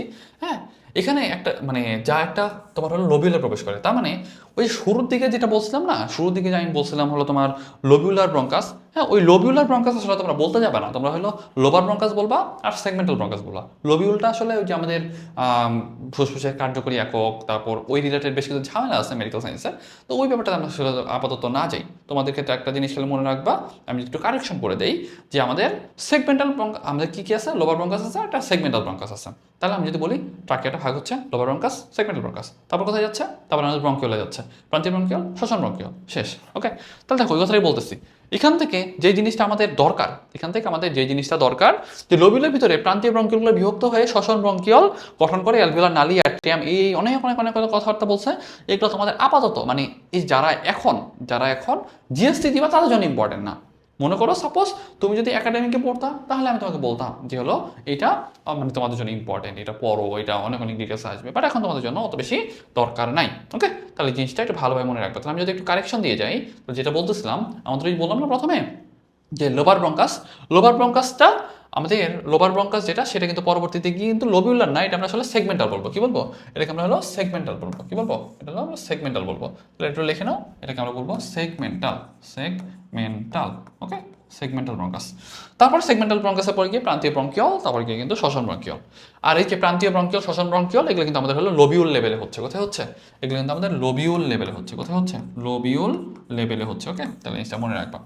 তার মানে সহজ কথা, আমাদের প্রথমে লোবে ভাগ হয়, তারপরে একটা সেগমেন্টে ভাগ হয়, তারপরে গিয়ে লোবিউলে ভাগ হয়। ওকে, তাহলে আমি এই কথাটা লিখে দিই, প্রথমে আমাদের লোব, হ্যাঁ লোব, তারপর আমাদের সেগমেন্ট, তারপর কি সেগমেন্ট, তারপর কি লোবিউল। ওকে, তারপর কি লোবিউল। তাহলে এই জিনিসটা মনে রাখবা। তাহলে লোবে যখন ঢুকতেছে ব্রঙ্কাস, তখন বলতেছে লোবার ব্রঙ্কাস, সেগমেন্টে যখন ঢুকতেছে তখন বলবো হলো সেগমেন্টাল ব্রঙ্কাস, আর লোবিউলে গিয়ে কিন্তু আমাদের অলরেডি ব্রঙ্কিওল হয়ে গেছে। তার মানে ওই যে আমি শুরু থেকে বলছিলাম, ওইটা একটু তোমরা অবশ্যই কারেকশন করে নিবা, যে তোমরা যখনই লোবিউলে চলে আসতেছে তখন কিন্তু আর হলো ব্রঙ্কাস থাকতেছে না, তখন কিন্তু আমাদের ব্রঙ্কিওল হয়ে যাচ্ছে। কি হয়ে যাচ্ছে? ব্রঙ্কিওল হয়ে যাচ্ছে। তাহলে এতক্ষণ যে পড়াইলাম সেটা সামারি কি? এতক্ষণ যেটা পড়াইলাম সামারি কি? প্রথমে আমাদের ট্রাকে আসতেছে, কোন পর্যন্ত আসতেছে? আমাদের পঞ্চম বক্ষদেশীয় কশেরুকা পর্যন্ত আসতেছে। তারপর কি হচ্ছে? দুই ভাগে ভাগ হয়ে যাচ্ছে। ভাগ হয়ে কি তৈরি করতেছে? ব্রঙ্কাস তৈরি করতেছে। কয়টা ব্রঙ্কাস? দুইটা ব্রঙ্কাস। কি কি? তাহলে বলবো তোমার হলো লোবার ব্রঙ্কাস, আর একটা হলো তোমার সেগমেন্টাল ব্রঙ্কাস। তারপর কি হচ্ছে? তারপর কিন্তু আমাদের প্রান্তীয় ব্রঙ্কিওল, শ্বসন ব্রঙ্কিওল। শ্বসন ব্রঙ্কিওল যখন যাচ্ছে সেটা কোথায় চলে গেছে অলরেডি? তখন কিন্তু আমাদের অলরেডি সেটা লোবিউল লেভেল পর্যন্ত চলে গেছে। ওকে, তারপরে কি আছে? তারপরে আছে আমাদের ওই যে বললাম, আমাদের ওই যে অ্যালভিওলার, তাহলে কি হবে? অ্যালভিওলার নালী, তারপরে কি হবে? অ্যাট্রিয়াম, তারপরে কি হবে? অ্যালভিওলার থলি, অ্যালভিওলাস। তাহলে এই তো মোটামুটি যদি এগুলোর মধ্যে মনে রাখতে পারো, তাহলে কিন্তু তোমাদের জন্য খুবই খুবই ইজি। ওকে, তাহলে আই থিঙ্ক এটা তুমি অন্তত বুঝতে পারছো। তাহলে এখন আসো, সামনে চলে আসো। এখান থেকে আমাদের ফুসফুসের কাজ কি? তার বলবা যে সহজ কথা, শ্বসন অঙ্গ। কি? শ্বসন অঙ্গ কি করবে? অক্সিজেন আর কার্বন ডাইঅক্সাইড বিনিময় করবে। কি করবে? অক্সিজেন আর কার্বন ডাইঅক্সাইড বিনিময় করবে। আর কি করবে? এখান থেকে আমাদের অনেকগুলো কাজ আছে, এই কাজগুলো আমাদের জন্য বেশি ইম্পর্টেন্ট। যেমন দেখো, সেরাটোনিন আর হিস্টামিন ক্ষরণ করবে, ব্রাডিকাইনিন প্রোস্টাগ্ল্যান্ডিন সংশ্লেষ করে, যদি এটা আসলে আমাদের দরকার নাই। মনে রাখো, সেরাটোনিন হিস্টামিন ক্ষরণ করে কে? ইমিউনোগ্লোবিন ক্ষরণ করে কে? তাহলে বলবা যে ইমিউনোগ্লোবিন আর হিস্টামিন ক্ষরণ করে কে? মেইনলি এটাই। ওকে, তাহলে জিনিসটা একটু মনে রাখতে হবে। তারপর আসো, আমি যেটা বলছিলাম অ্যালভিওলাসের গঠন অনেক অনেক কথাবার্তা বলা। আমি যদি তোমাকে বলি যে ভাইয়া অ্যালভিওলাসে কিন্তু ফুসফুসের গঠনগত ও কার্যগত একক। অ্যালভিওলাসটা কি বলতো? ফুসফুসের গঠনগত ও কার্যগত একক। তাহলে এই জিনিসটা মনে রাখতে হবে, অ্যালভিওলাস হলো ফুসফুসের গঠনগত ও কার্যগত একক। এখানে অনেকগুলো নাম্বার দেওয়া আছে, ছোট বাচ্চাদের কয়টা, বড়দের কয়টা, আমাদের ক্ষেত্রে কয়টা থাকে, এগুলো কিন্তু আমাদের একটু লাগবে। নবজাতক শিশুর ক্ষেত্রে তাহলে বলবো 20 মিলিয়ন। কত? 20 মিলিয়ন। 8 বছর হলে 300 মিলিয়ন। আর যদি বলো যে পূর্ণবয়স্কের ক্ষেত্রে 480 মিলিয়ন। হ্যাঁ, প্রায় 11,800 বর্গ সেন্টিমিটার শ্বসনতল তৈরি করে। ব্যাসটা কত? 0.2 মিলিমিটার। যদি বলে প্রাচীর, এটা আসলে দরকার নাই। তবে এখানে আমাদের স্কোয়ামাস এপিথেলিয়াম থাকে, এটা আমরা একটু পরে দেখাই দিব। তবে একটা জিনিস আমাদের যেটা দরকার, যে অ্যালভিওলাস প্রাচীর আমাদের কি থাকে জানো? ফ্যাগোসাইটিক অ্যালভিওলার ম্যাক্রোফেজ থাকে। কি থাকে? অ্যালভিওলার ম্যাক্রোফেজ থাকে। কারণ কি? আমাদের ম্যাক্রোফেজ না থাকলে ব্যাকটেরিয়াগুলোকে মারবে কে? ব্যাকটেরিয়াকে মারতে পারবে? পারবে না তো। তাহলে এটা কিন্তু আমাদের মনে রাখতে হবে। ওকে, সামনে চলে আসো। এখানে আমাদের অ্যালভিওলাসের প্রাচীরে দুই টাইপের কোষ থাকে। একটা হলো আমাদের টাইপ 1 কোষ থাকে, একটা হলো টাইপ 2 কোষ থাকে। টাইপ 2 কোষ যেটা, সেটা আমাদের সারফেক্টেন্ট তৈরি করে। সারফেক্টেন্টটা কি? ডাইপালমিটোয়েল লেসিথিন। তুমি জাস্ট একটু মনে রাখো, ডি দিয়ে একটা কথা আছে, এল দিয়ে একটা কথা আছে, মূল কথা লেসিথিন বলে একটা কথা আছে, যেটা আমাদের সারফেক্টেন্ট হিসেবে কাজ করে, যেটা অনেকটা ফসফোলিপিড। সারফেক্টেন্টের কাজ কি? সালফেটের কাজ হলো অ্যালভিওলাসগুলোকে ফুলায় রাখা। যদি সালফেটেড না থাকতো, সেটা চুপসে যেত। চুপসে গেলে কিন্তু ভালো বাচ্চা সাধারণ মতো করতে পারতা না। সেই জন্য আমাদের কিন্তু এই কারণে সালফেক্টেন্টটা দরকার হয়। ওকে, সামনে চলে আসো। ফুসফুসের কাজ অলরেডি পড়ে ফেলছি, এটা অলরেডি পড়ে ফেলা হয়েছে। ওকে, এখন দেখো, যেহেতু আমাদের সারফেক্টেন্ট আছে, সারফেক্টেন্ট থাকায় কিন্তু আমাদের চুপসে যায় না, বুঝছো? সেই জন্য দেখবা সারফেক্টেন্ট আমাদের কিন্তু 23 সপ্তাহ পর থেকে কিন্তু আমাদের সারফেক্টেন্ট ক্ষরণটা শুরু হয়। সেই জন্য 24 সপ্তাহের আগে আমরা কিন্তু মানব ভ্রূণকে স্বাধীনভাবে বেঁচে থাকার মতো করে কিন্তু আমরা স্বীকৃতি দিতে পারি না, বুঝছো? তাহলে এটা মনে রাখো। এখন আসো শ্বসন প্রক্রিয়া, আমরা কিভাবে মানে শ্বাস প্রশ্বাস নেই। এখন অনেক বড় বলতে গেলে মেকানিজম আমি তোমাদের জন্য সবচেয়ে ইজি করে দিব। সহজ সহজ তুমি চিন্তা করো। তুমি এই যে দেখো আমাদের বুকের পার্টটাতে এই যে কেন্দ্রে যেটা সেটাকে বলা হয় স্টার্নাম। দুই পাশে যেগুলো থাকে সেগুলো হলো পরশুকা বা রিপস। কি বলি? রিপস। রিপসকে বলে হলো কষ্ট। রিপস মানে কি? কষ্ট, মানে COSTO, কষ্ট। মানে এই যে কষ্ট, এই কথাটা বলতে আসলে রিপস রিলেটেড কথাবার্তাকে মিন করে। তাহলে ইন্টার মানে কি? ইন্টার মানে মাঝে। তাহলে ইন্টারকোস্টাল মানে কি? দুই রিপসের মাঝে। তাহলে দুই রিপসের মাঝে যে পেশিটা থাকবে সেটাকে কি বলবো? ইন্টারকোস্টাল মাসেল বলবো। কি বলবো? ইন্টারকোস্টাল মাসেল বলবো। কি বলবো? ইন্টারকোস্টাল মাসেল বলবো। তার মানে সহজ কথা, তার মানে সহজ কথা হলো ইন্টারকোস্টাল মাসেল বলে একটা কথা আছে। আরেকটা কথা আছে কি? ডায়াফ্রাম। একটা কথা আছে কি? ডায়াফ্রাম। ডায়াফ্রামের কাজ কি? ডায়াফ্রামের কাজ হলো বক্ষগহ্বর আর উদরগহ্বরকে আলাদা করে রাখা। বক্ষগহ্বর আর উদরগহ্বরকে আলাদা করে রাখা। এখন আমি যদি বলি ভাইয়া বক্ষগহ্বর আর উদরগহ্বর যে আলাদা করে রাখতেছে এটাকে ডায়াফ্রাম। তার মানে ডায়াফ্রামটা নর্মালি কিন্তু আমাদের এরকম বাঁকানো থাকে, বুঝছো? ডায়াফ্রামটা কিন্তু এরকম বাঁকানো থাকে, এরকম থাকে না, এরকম বাঁকানো থাকে, ঠিক আছে? তার মানে যখন তুমি শ্বাস নিবা মানে কি? তুমি বাতাসটাকে ভিতরে ঢুকাবা। ভিতরে ঢুকানো মানে হইলো তোমার ঢুকানোর জন্য জায়গা লাগবে, তাই তো? তাহলে তোমার প্রথম শুরুর দিকে এরকম করে আছে, এরকম করে আছে। তুমি যদি এইটাকে সোজা করে দিতে পারো তাহলে উপরে নিচে জায়গাটা বেড়ে যাবে না? বেড়ে যাবে তো। ওকে, এখন মনে করো সাপোজ আমার বুক, হ্যাঁ, তাহলে মনে করো শুরুর দিকে আমার এইটুকু জায়গা আছে, ধরো এই যে এইটুকু জায়গা আছে অল্প। মনে করো সাপোজ হলো, ধরো এই যে আমাদের একটা বোতল, এই বোতলের পরিমাণ জায়গা আছে। ওকে, সাপোজ এই যে বোতলের লেন্থ হলো এতটুকু, মনে করি এই পরিমাণ জায়গা আছে। এখন আমি যদি সামনে পিছনে একটু বড় করতে পারি এই বোতল, মানে আমি যদি এটাকে আরেকটু বড় করতে পারি, তাহলে আমার সামনে পিছনে জায়গা বাড়বে, উপরে নিচে জায়গা বাড়তেছে। তাহলে কিন্তু আমি ফুসফুসে বেশি জায়গা রাখতে পারবো, তাই না? সেজন্য করা হয় কি জানো? ওই যে ইন্টার কোস্টাল মাসেল আছে না? ইন্টার মানে কি? ইন্টার মানে মাঝে, কোস্টাল মানে কি? মানে পরশুকা। দুই পরশুকার মাঝে যে পেশিগুলো আছে সেগুলা সংকুচিত হয়। সংকুচিত হলে কি হবে জানো? বুকটা একটু উপরে দিয়ে উঠে আসবে। দেখো, ভাবছিলাম না একটু উপরে দিয়ে উঠে আসতেছে না? তার মানে সামনে পিছনে দৈর্ঘ্যটা বাড়তেছে না? সামনে পিছনে দৈর্ঘ্যটা কিন্তু বাড়তেছে। সামনে পিছনে দৈর্ঘ্যটা বাড়লে কি হবে জানো? তখন দেখবে যে তোমার হলো ফুসফুসের ভিতরে জায়গাটা বাড়বে। তার মানে আমি যখন প্রশ্বাস নিতে চাবো তখন আমার টার্গেট কি? তখন আমার টার্গেট হলো ডায়াফ্রামটাকে সোজা করা। আর টার্গেট কি? বুকটাকে উপরে তোলা। বুকটাকে কি করা? উপরে তোলা। ব্যাপারটা বুঝতে পারছি? আমি যখনই আমার টার্গেট হলো প্রশ্বাস নেওয়া, তখনই আমার টার্গেট হবে বুকটাকে একটু উপরে তোলা আর ডায়াফ্রামটাকে সোজা করা। ওই কথাটাই এখানে বলা হয়েছে। দেখো, আমাদের কাজ করে কে? ডায়াফ্রাম আর ইন্টারকোস্টাল মাসেল। কে? ডায়াফ্রাম আর ইন্টারকোস্টাল মাসেল। ঠিক আছে? কে কাজ করে? ডায়াফ্রাম আর ইন্টারকোস্টাল মাসেল কাজ করে। দেখো, দুইটা পরশুকার মাঝে যে ইয়াটা থাকে, পেশিগুলো থাকে, সেটাকে বলা হয় ইন্টারকোস্টাল মাসেল। কি বলা হয়? ইন্টারকোস্টাল মাসেল বলা হয়। তার মানে শ্বাস গ্রহণের সময় ইন্টারকোস্টাল পেশিটা সংকুচিত হয় এবং সেটা কিন্তু উপরের দিকে উঠে আসে। আর ডায়াফ্রামটা কিন্তু সংকুচিত হয়, সেটা কিন্তু আমার সমতল হয়ে যায়। দেখো, ডায়াফ্রামটা কিন্তু সংকুচিত হয়ে সমতল হয়ে যায়। তাহলে এই কথাটা কিন্তু তোমাদের এখানে সুন্দর করে বলা আছে। কারণ যদি জিজ্ঞাসা করি যে ভাইয়া আমি যখন শ্বাস প্রশ্বাস নেই তখন হয় কি? তখন আমার ডায়াফ্রামটা সোজা হয়ে যায় এবং বুকটা একটু উপরের দিকে উঠে আসে। তার মানে ইন্টারকোস্টাল পেশিগুলো যখন সংকুচিত হয়েছে তখন কিন্তু আমার বুকটা উপরের দিকে উঠে আসতেছে। দেখছো? বুকটা উপর দিকে উঠতেছে আর ডায়াফ্রামটা নিচের দিকে সোজা হয়ে আসতেছে। এটাই হলো আমাদের মেইন কথা। আবার যখন আমি শ্বাস ছেড়ে দিতে যাবো তখন কি হবে? ডায়াফ্রামটা এরকম বাঁকা হয়ে যাবে, আবার ইন্টারকোস্টাল পেশিগুলো আবার আগের জায়গায় চলে আসবে। তার মানে কি? সেটা কিন্তু আবার চুপসায় যাবে, বাতাসটা কিন্তু বের হয়ে যাবে। এটাই হলো তোমার ইন শর্ট প্রসেস। তাহলে যদি বলি কোশ্চিন কি? কোশ্চিন হইলো যে আমার মানে শ্বাস প্রশ্বাসে মেইন কোন পেশিগুলো আমাদের হেল্প করে? তাহলে বলবা ডায়াফ্রাম আর ইন্টারকোস্টাল পেশি। ওকে, ইন্টারকোস্টাল পেশি। দেখো, এই প্রসেসগুলো একবার রিডিং দিবা তোমরা। ওকে, এটা অবশ্যই একবার রিডিং দিবা, তোমার জন্য বেশি ইম্পর্টেন্ট। পানি সাম্যটা দেখো, আমাদের ফুসফুসের মাধ্যমে, নিঃশ্বাসের মাধ্যমে প্রতিদিন 400 থেকে 600 ml পানি বের হয়ে যায়। কত ml পানি বের হয়ে যায়? তাহলে বলবা ভাইয়া প্রতিদিন আমাদের 400 থেকে 600 ml পানি কিন্তু বের হয়ে যায়। কিভাবে বলো তো? এটা কিন্তু আমাদের সাধারণত ফুসফুসের মাধ্যমে পানি বের হয়ে যায়। তাহলে কোশ্চেনটা হইলো যে এই যে পানিটা বের হচ্ছে এটা কেন বের হচ্ছে বলো তো? এটা বের হওয়ার কারণ হইলো আমরা কিন্তু যে বাতাসটা নিচ্ছি সেই বাতাসটা কিন্তু তোমার মানে শুষ্ক থাকে। হ্যাঁ, এটা কিন্তু একটা আর্দ্র করতে হয়, বুঝছো? আর্দ্র করার জন্য এই যে তোমার কন্ডিশনিং প্রসেস, হ্যাঁ, এয়ারটাকে কন্ডিশন করতেছি বা একটু আর্দ্র করতেছি, কেন আর্দ্র করা লাগতেছে? কারণ তুমি যদি একবার ওরকম একটা ঠান্ডা বাতাসকে যদি ভিতরে ঢুকাই দাও, তোমার একবারে ভিতরে রোগ ব্যাধি বাড়তে খুব একটা সময় লাগবে না, বুঝছো? সেই জন্য দেখবো যে ওই যে তোমার যখন হলো এসি চলে, বাতাসে বাতাস মানে বাসায় কিন্তু একটা হিউমিডিফায়ার দিয়ে দেয়, কেন? বাতাসটাকে আর্দ্র করার জন্য। কারণ বাতাসকে আর্দ্র না করলে যখন এত বেশি শুষ্ক বাতাস তোমার ভিতরে যাবে, তখন কিন্তু ফুসফুস ক্ষতিগ্রস্ত হতে পারে। ওকে, ওই কথাটাই বলছে। তাপ নিয়ন্ত্রণ করতে হেল্প করে, অ্যাসিড ক্ষারের সামর্থ্য রক্ষা করে, শব্দ উৎপন্ন করে। কিসের মাধ্যমে? ল্যারিংসের মাধ্যমে। কিসের মাধ্যমে? ল্যারিংসের মাধ্যমে। তাই জিনিসটা মনে রাখবা। আর হোমিওস্ট্যাসিস, হোমিওস্ট্যাসিস মানে কি? তোমার বডিতে নর্মালি যেমন অবস্থা আছে সেটাকে মেনটেন করাই হলো হোমিওস্ট্যাসিস। ওকে, তাহলে জিনিসটা মনে রাখতে হবে। সামনে চলে আসো, এখান থেকে আগে আমাদের প্রয়োজন নেই। এখন এইখান থেকে দুইটা জিনিস একটু আমাদের লাগবে। ওকে, দেখো অ্যালভিওলাইগুলা ট্রাবেগুলি নামক পর্দার মধ্যে, হ্যাঁ, অ্যালভিওলাইগুলা ট্রাবেগুলি নামক একটা পর্দার মাধ্যমে পৃথক থাকে। ওকে, তো আমি যদি এইটা বলি তোমাদের একটু জানতে হবে। আর এই যে অ্যালভিওলাস যেটা, সেটা কিন্তু আমাদের কোন এপিথেলিয়াম দিয়ে গঠিত জানো?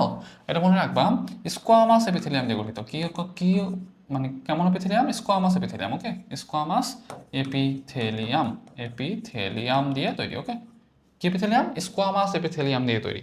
তাহলে এই জিনিসটা একটু তোমাদের ভালোভাবে আইডিয়া রাখতে হবে। কেন স্কোয়ামাস এপিথেলিয়াম দিয়ে তৈরি? হ্যাঁ, কারণ আমাদের স্কোয়ামাস এপিথেলিয়ামটা অনেক বেশি পাতলা, বুঝছো? কারণ তুমি তো এখানে আদান প্রদান করতেছো, তাই না? মেমব্রেন যদি পাতলা না হয় তুমি আদান প্রদান করতে পারবে না। তাহলে এটাই হলো মেইন আমাদের কনসার্ন, যে স্কোয়ামাস এপিথেলিয়াল টিস্যু। ওকে, স্কোয়ামাস এপিথেলিয়াম দিয়ে কিন্তু আমাদের অ্যালভিওলাসটা এখানে থাকে। ওকে, তাহলে এই জিনিসটা মনে রাখতে হবে। এখন আসো সামনের দিকে চলে আসো, এখান থেকে আর কিছু আমাদের প্রয়োজন নাই। শরীরবৃত্ত দেখো, বহিঃশ্বসন, অন্তঃশ্বসন, এই জিনিসগুলো একটু দরকার। বহিঃশ্বসনটা কিন্তু অলরেডি আমরা বলে ফেলছি, এই যে আমরা শ্বাস প্রশ্বাস নিচ্ছি না, আমরা এই যে নাক দিয়ে নিচ্ছি, তারপর নাক দিয়ে ছেড়ে দিচ্ছি, এটা কিন্তু আমাদের হলো বহিঃশ্বসন। অন্তঃশ্বসনটা কি? অন্তঃশ্বসনটা হইলো আমাদের মেইনলি কোষ লেভেলে যেটা হচ্ছে, সেটা কিন্তু আমাদের অন্তঃশ্বসন। দেখো ওই কথাটাই বলছে, যে জৈব রাসায়নিক প্রক্রিয়ার মাধ্যমে, যে জৈব রাসায়নিক প্রক্রিয়ার মাধ্যমে, জাস্ট একটু মিনিট দাঁড়াও, এক মিনিট, এটা একটু রিলোড দিয়ে নিই।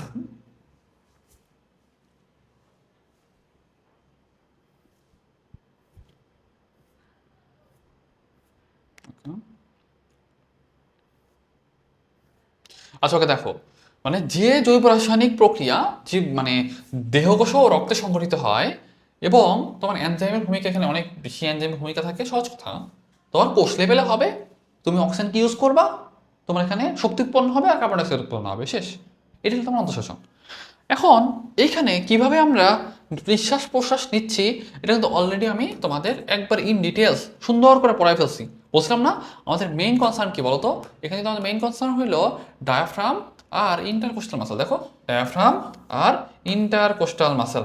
তাহলে আমি বলছিলাম ডায়াফ্রামটা যখন তুমি শ্বাস নিবা, ডায়াফ্রামটা নর্মালি এরকম বাঁকা থাকে, সোজা হয়ে যাবে।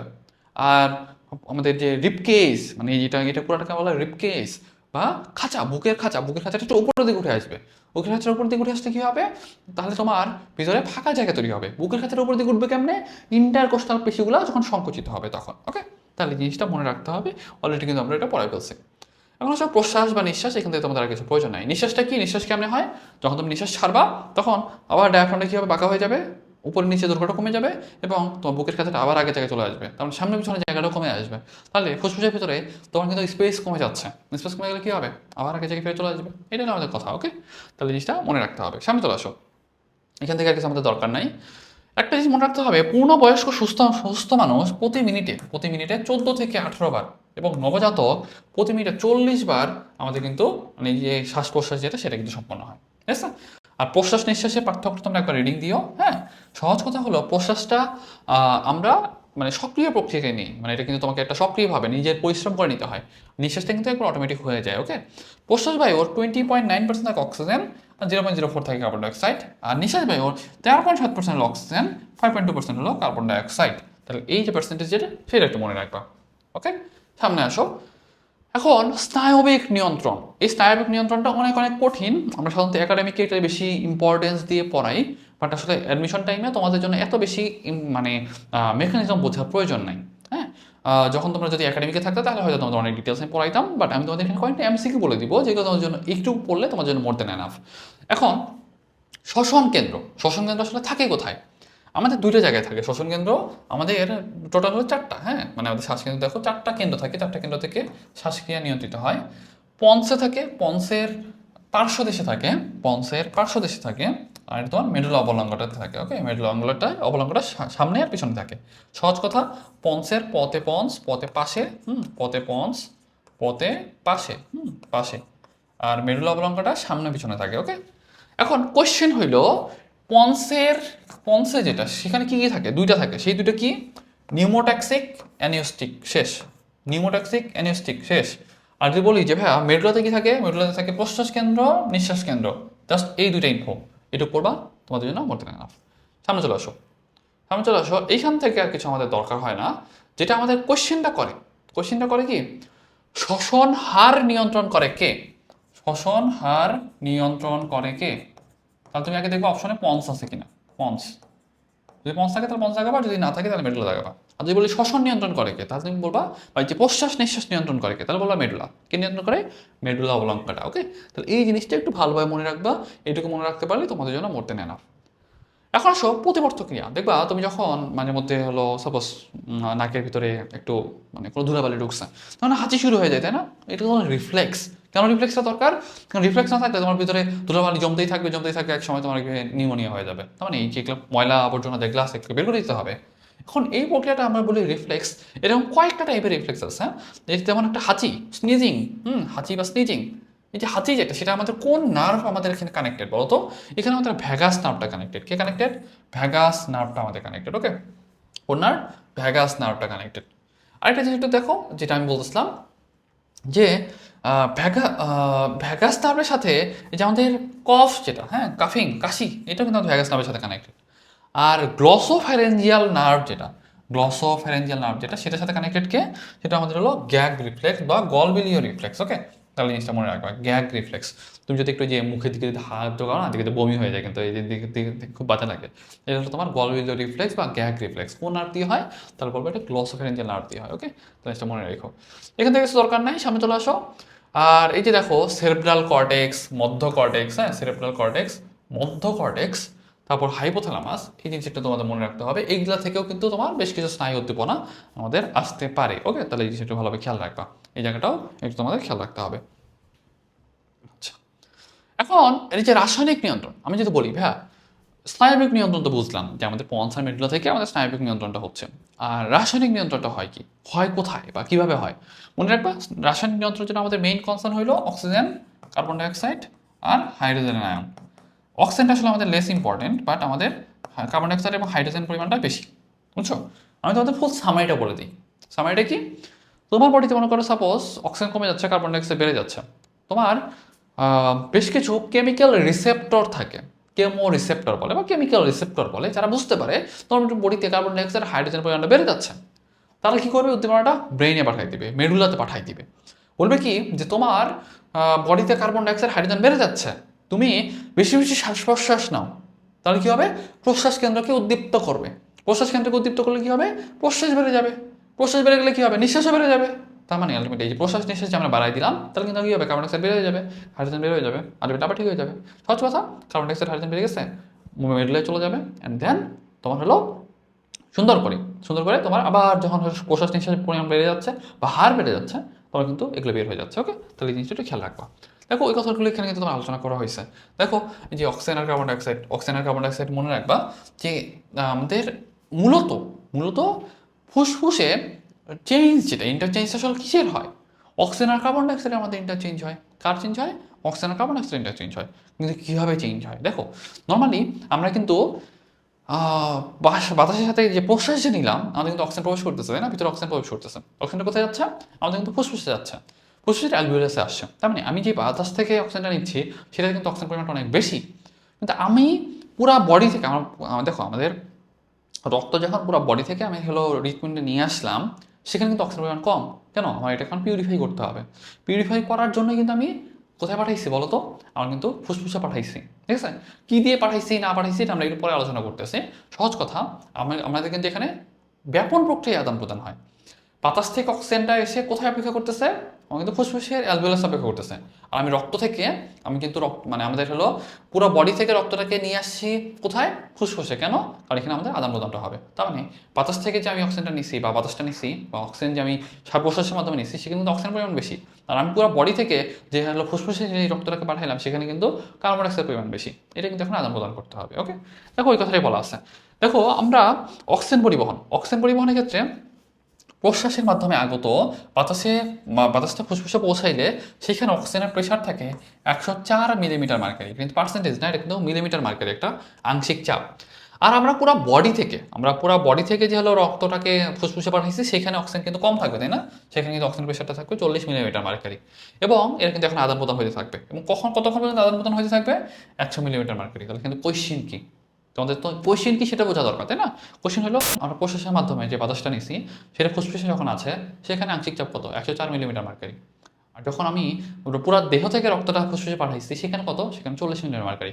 কতক্ষণ চলবে আদান প্রদান? বলবা যতক্ষণ পর্যন্ত 100 মিলিমিটার মার্কারি হয় ততক্ষণ চলবে।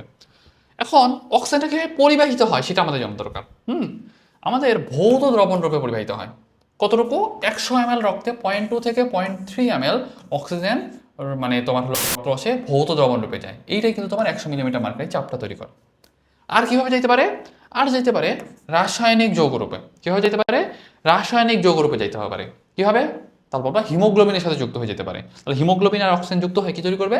অক্সি হিমোগ্লোবিন তৈরি করবে। তার মানে আমি যদি বলি ভাই অক্সিজেন পরিবহনের ওয়ে কয়টা? দুইটা। কি কি? তোমার দ্রবণের সাথে দ্রবীভূত হয়ে যেতে পারে 100 ml 0.2 থেকে 0.3 ml, আর বাকিটুকু কিভাবে যাবে? হিমোগ্লোবিনের সাথে। কিভাবে?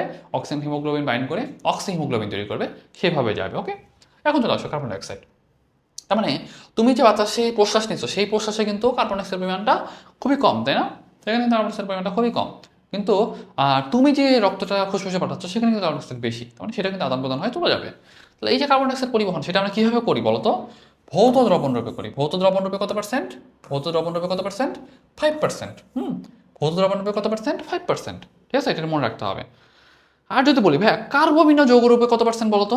কার্বমিন যৌগরূপে আমাদের দুইভাবে হইতে পারে। একটা হইতে পারে কার্বমিন হিমোগ্লোবিন, আর এটা হতে পারে কার্বমিন প্রোটিন। দেখো আমি তোমাকে একটা জিনিস দেখাই। দেখো আমাদের কার্বমিন যৌগরূপে দুইভাবে হইতে পারে, হ্যাঁ। একটা হলো কার্বমিন হিমোগ্লোবিন, আর একটা হবে কার্বমিন প্রোটিন। আর এটা কি বলতো? কার্বমিন প্রোটিন। আচ্ছা ওকে, এক মিনিট। কার্বমিন হিমোগ্লোবিন আর একটা কার্বমিন প্রোটিন। আচ্ছা ওকে, মার্ক হচ্ছে না, জাস্ট মিনিট।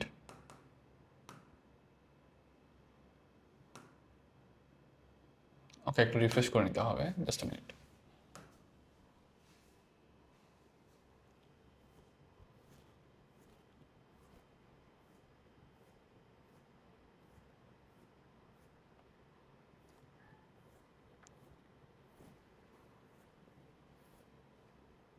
আচ্ছা ওকে, চলে আসছি।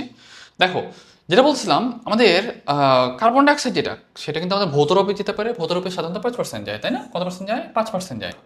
এবং কার্বমিন হিমোগ্লোবিন, আচ্ছা কার্বমিন যৌগরূপে আমাদের কিন্তু দুইভাবে হইতে পারে। মানে কার্বমিন যৌগরূপে টোটাল কিন্তু অলমোস্ট 10%, দেখো অলমোস্ট 10% কিন্তু কার্বমিন যৌগরূপে যায়। এর মধ্যে দুইভাবে হইতে পারে, একটা কার্বমিন হিমোগ্লোবিন হইতে পারে, একটা কি হতে পারে? কার্বমিন প্রোটিন হইতে পারে। কার্বমিন হিমোগ্লোবিন রূপে সাধারণত 2 ml, মানে 100 ml এর ক্ষেত্রে তো দেখো 100 ml রক্তে যদি 3 ml পরিমাণ কার্বন ডাইঅক্সাইড থাকে সেক্ষেত্রে আমাদের 2 মিলিলিটার কার্বনীয় হিমোগ্লোবিন রূপে থাকে, আর 1 ml কীভাবে থাকে? কার্বনীয় প্রোটিন রূপে থাকে। ওকে, তাহলে এই জিনিসটা তোমাদের মনে রাখতে হবে। তাহলে যদি কোশ্চিন করি, কোশ্চিনটা কি? কোশ্চিন হলো কার্বন ডাইঅক্সাইড কীভাবে প্রভাবিত হইতে পারে, তাহলে বলবা যে দ্রবণ রূপে যেতে পারে। আরেকটা কি যেতে পারে? কার্বমিন যৌগ রূপে যেতে পারে। আরেকটা যেতে পারে বাইকার্বনেট রূপে যেতে পারে। বাইকার্বনেট রূপে কত পার্সেন্ট যাবে? বললো 85% যাবে। ঠিক আছে, বাইকার্বনেট রূপে কয়ভাবে যেতে পারে? সোডিয়াম বাইকার্বনেট রূপে রক্তে প্লাজমার মাধ্যমে, আর পটাশিয়াম বাইকার্বনেট রূপে লোহিত কণিকার মাধ্যমে। সহজ কথা। অক্সিজেন কয়ভাবে? দুইভাবে, ভৌত দ্রবণ আর একটা অক্সিহিমোগ্লোবিন। কার্বন ডাইঅক্সাইড কয়ভাবে? তিনভাবে। ঠিক আছে, তিনভাবে কি কি? ভৌত দ্রবণ, আর এটা তোমার কার্বমিন যৌগ। কার্বমিন যৌগ কয় টাইপ হতে পারে? কার্বমিন হিমোগ্লোবিন, কার্বমিন প্রোটিন। আর বাইকার্বনেট রূপে কয় টাইপ হতে পারে? তারপর দুই টাইপ হতে পারে। একটা তোমার sodium bicarbonate, potassium bicarbonate. Sodium bicarbonate কোথায়? প্লাজমাতে। পটাশিয়াম বাইকার্বনেট কোথায়? লোহিত রক্তকণিকার ভিতরে। শেষ। এইটুকু পড়লে তোমাদের জন্য more than enough. Clear? I think এটুকু তোমাদের অন্তত বুঝতে পারছি। এখানে ক্লোরাইড শিফট বলে একটা কথা আছে। ক্লোরাইড শিফট বা হ্যামবার্গার শিফট, এটা আসলে তোমাদের জন্য একটু বেশ জটিল প্রক্রিয়া হবে। সহজ কথা আমি তোমাদের একটা জিনিস বলি, ক্লোরাইড শিফট বা হ্যামবার্গার শিফটে কোন জিনিসটার আদান প্রদান হয়? তাহলে বলবা তোমার হলো মানে সাধারণত সাধারণত আরবিসি থেকে, তোমরা জাস্ট মনে রাখো, এটা মনে করতে হবে আরবিসি থেকে আমাদের বাইকার্বনেটটা বের হয়ে যায়। কি বের হয়ে যায়? বাইকার্বনেট যেটা সেটা বের হয়ে যায়, ক্লোরিনটা ভিতরে ঢোকে, ঠিক আছে? কে ঢোকে? ক্লোরিনটা ভিতরে ঢোকে। ওকে, তাহলে জিনিসটা মনে রাখবা। কার আদান প্রদান হচ্ছে? ক্লোরাইডের সাথে বাইকার্বনেটের আদান প্রদান হচ্ছে, সেটাকে আমরা বলতেছি ক্লোরাইড শিফট। এটুকু মনে রাখলে তোমাদের জন্য মোর দেন এনাফ। অন্তঃশোষণ আর বহিঃশোষণের যে পার্থক্য যেটা, সেটা একটু আমাদের জন্য বেশ লাগে। এটা তোমার ভৌত প্রক্রিয়া, এটা তোমার জৈব রাসায়নিক প্রক্রিয়া। এটা ফুসফুসের অভ্যন্তরে, এটা তোমার হলো কোষের অভ্যন্তরে হয়। ওকে, আর এটা তোমার শ্বাসগ্রহণ আর শ্বাসত্যাগ, এটা কিন্তু গ্লাইকোলাইসিস, ক্রেবস চক্র, অনেকগুলো প্রক্রিয়া আছে, এটা একটু মনে রাখতে হবে। এখন আসো শ্বসনে শ্বাস সংযোগের ভূমিকা। আমাদের মেরুদণ্ডী প্রাণীদের ক্ষেত্রে আমাদের কিন্তু রক্তে হিমোগ্লোবিন থাকে। এই হিমোগ্লোবিনটা কিন্তু অক্সিজেন আদান প্রদান, কার্বন ডাইঅক্সাইড আদান প্রদানের ক্ষেত্রে কিন্তু হেল্প করতেছে। এটা কিন্তু আমাদের একটা মেইন কনসার্ন, যে আমাদের মেরুদণ্ডীদের ক্ষেত্রে আমাদের লাল কালারের হিমোগ্লোবিন থাকে। কি থাকে? লাল কালারের হিমোগ্লোবিন থাকে।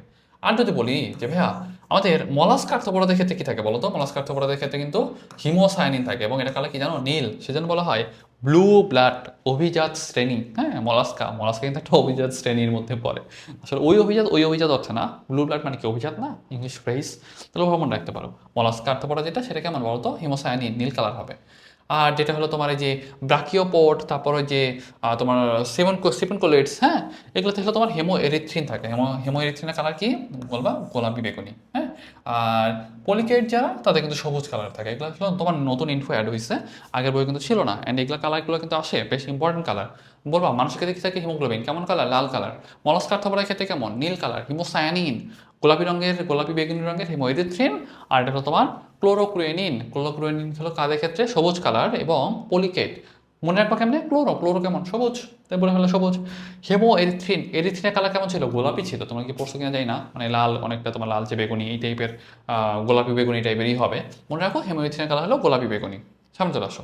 আমি যদি বলি যে ভাইয়া আমাদের হিম আর গ্লোবিনের অনুপাত কত বলবা? 1:25। ওকে, কত? 1:25। হিমোগ্লোবিনে না 4টা পলিপেপটাইড চেইন থাকে। কি থাকে? 4টা পলিপেপটাইড চেইন থাকে। তার মানে একটা হিমোগ্লোবিন 4টা অক্সিজেন ক্যারি করতে পারে। দেখো, ওইটাই বললাম, 4টা একক থাকে এবং 4টা অক্সিজেন ক্যারি করতে পারে। এবং হিমোগ্লোবিনে আমাদের হিমের 33.33% হলো লৌহ। কি থাকে? 33.33% লৌহ। এন্ড আমাদের পুরো রক্তে 4 থেকে 5 গ্রাম আয়রন থাকে। কত গ্রাম আয়রন থাকে? 4 থেকে 5 গ্রাম আয়রন থাকে। এটা একটু মনে রাখবা। এবং প্রত্যেকটা হিমোগ্লোবিন 4টা হিম অংশ থাকে, তো সেই জন্য এই কিন্তু 4টা ফেরাস আয়ন, মানে ফেরাস অণু থাকে, 4টা অক্সিজেন ক্যারি করতে পারে। কয়টা ক্যারি করতে পারে? 4টা অক্সিজেন ক্যারি করতে পারে। তার মানে একটা হিমোগ্লোবিন কয়টা অক্সিজেন ক্যারি করবে? 4টা অক্সিজেন ক্যারি করবে। ওকে, আর কার্বন ডাইঅক্সাইডটা নর্মালি কি হিসেবে পরিবাহিত হয় জানো? কার্বোমিনো হিমোগ্লোবিন হিসেবে পরিবাহিত হয়। কি হিসেবে? কার্বোমিনো হিমোগ্লোবিন হিসেবে তোমার হলো হিমোগ্লোবিনের সাথে যুক্ত হয়ে কার্বন ডাইঅক্সাইডটা পরিবাহিত হয়। বাট কার্বন মনোক্সাইড যদি হইতো, তাহলে কি হতো জানো? হ্যাঁ, এটা হয়তো তোমার কার্বক্সি হিমোগ্লোবিন। ঠিক আছে, কার্বক্সি হিমোগ্লোবিন। হ্যাঁ, এটা কিন্তু খারাপ আমাদের জন্য। হ্যাঁ, এটা কিন্তু আমাদের জন্য খারাপ। সহজ কথা, এটা পরীক্ষা কিন্তু ভুল করে এসো না। আমাদের অক্সিজেনটা কিন্তু আমাদের অক্সি হিমোগ্লোবিন। মানে আর যেটা কার্বন ডাইঅক্সাইড, সেটা কিন্তু কার্বক্সি হিমোগ্লোবিন না। বারবার বলতেছে কিন্তু কার্বন ডাইঅক্সাইড কিন্তু কার্বক্সি হিমোগ্লোবিন না, সেটা কিন্তু কার্বোমিনো হিমোগ্লোবিন। এটা কিন্তু খেয়াল রাখতে হবে। ওকে, এখন আসো সামনের দিকে। আমাদের শ্বাসনালীর বেশ কিছু সমস্যা আছে। যে ঊর্ধ্বশ্বাসনালী মানে কি? ল্যারিংসের উপর থেকে, বুঝছো? মানে ল্যারিংস পর্যন্ত, মানে এই কথা, এইটুকের উপর থেকে যা যা আছে। উপর দিয়ে কি আছে? নাক আছে, সাইনাস আছে, ল্যারিংস আছে, গলা আছে, ফ্যারিংস আছে। তাহলে দেখো ওইটাই বলছে, যে সাইনোসাইটিস, ল্যারিঞ্জাইটিস, অটাইটিস মিডিয়া, মানে কানে সংক্রমণ হইলে এগুলো কিন্তু আমাদের ঊর্ধ্বশ্বাসনালী। নিম্ন শ্বাসনালী কি? তার নিচের গুলা। নিউমোনিয়া হইতে পারে, ট্রাকিয়া আছে, ব্রঙ্কাস আছে, ব্রঙ্কাইটিস হইতে পারে, তারপর হলো তোমার যক্ষা হইতে পারে। এগুলো কিন্তু আমাদের নিম্ন শ্বাসনালীর রোগ। ওকে, তাহলে এই জিনিসগুলো একটু মনে রাখতে হবে। আমাদের জন্য বেশি ইম্পর্টেন্ট সাইনাস বা সাইনোসাইটিস। সাইনাস কয় জোড়া? মনে রাখবে 4 জোড়া।